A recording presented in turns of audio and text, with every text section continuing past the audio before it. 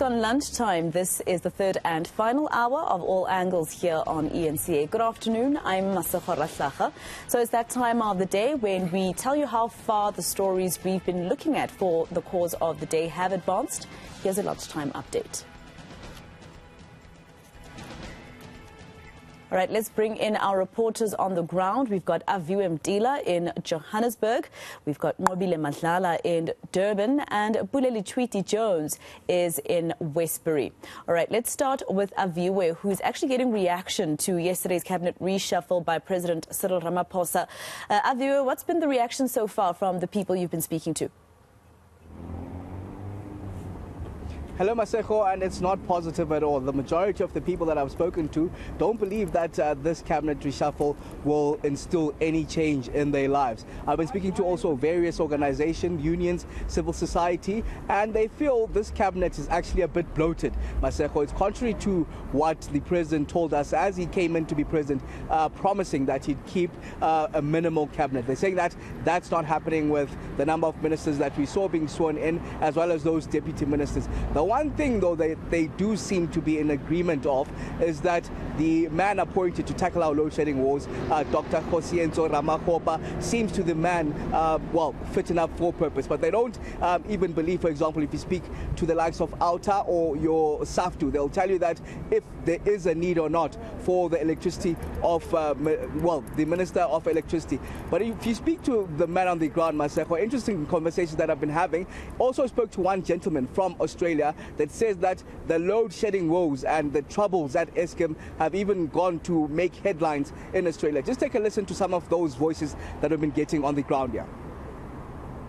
It's just kind of shifting the deck chairs on the Titanic, you know, and we hear about this in Australia as well, which is very sad to see, you know, and in fact, just in the weekend, in the Australian Financial Review, there was a 2-page article on the Eskom CEO and all the dramas there and the corruption that was driving some of the behaviors around that. It's not useful for us because we're not benefiting from the government as entrepreneurs, as women in business, you know. It's more like a talk show because you hear the preaching of women empowerment, small business elevation programs that are not even reaching to us. So we're not benefiting, we're just sitting and watching. We're more like an audience in this country. As for government, it's not taking us serious. So what they do is just they only set the summit. We be there, they're promising a lot of opportunities, but at the end we get nothing. So it's very disappointing. Are you happy about the Minister of Electricity? Well, if he makes a difference, it will be excellent. I hope so, because we need more electricity. Hopefully he's got power. Let's see. All right, let's go to Durban now. Nqobile is monitoring the public sector wage strike in KZN. Nqobile, what have you observed so far?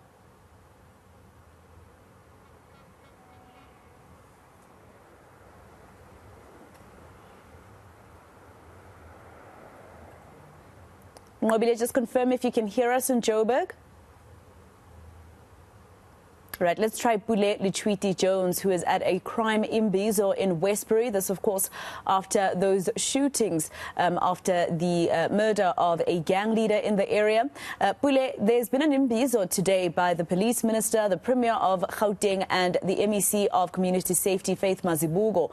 What have community members thought about this imbizo so far?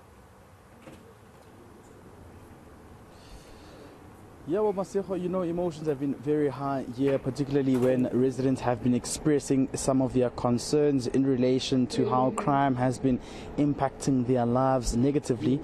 Earlier on, we saw when the police minister, Pule, of course, allowed for the deployment of more police officers to actually come into the area and tackle some of this crime here that has been quite a headache for many residents in this area.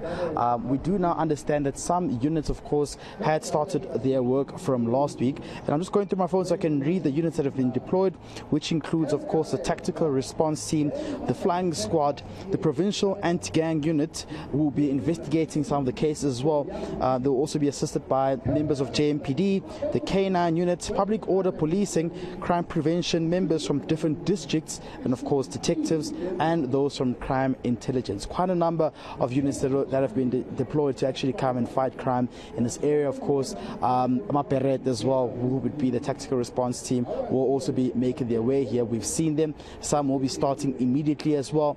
We still don't have an indication of how many are there, because members of the SAPS are saying this is part of their operational measures and cannot disclose as yet, but we'll try to speak to the Minister regarding that just a couple of minutes from now when he addresses the media. But let's just take a listen to what some of the residents had to say earlier on when expressing their concerns. I don't have faith in you, so sorry. And I will never have faith in you, never. So many children died. If you had to do what you said 2018, this wouldn't have happened. Never.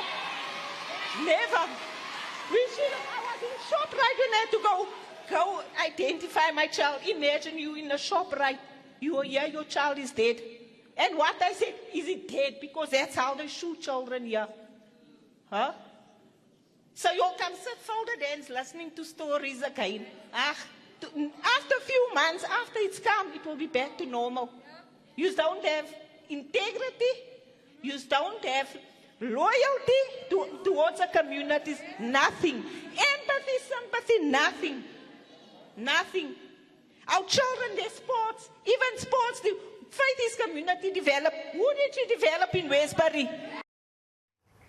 All right, let's actually leave it there for you. It seems we have no clear connection to Nqobile Madlala, but that was your All Angles Lunchtime update here on eNCA with reporters Pule, Letshwiti-Jones and Aviwe Mtila.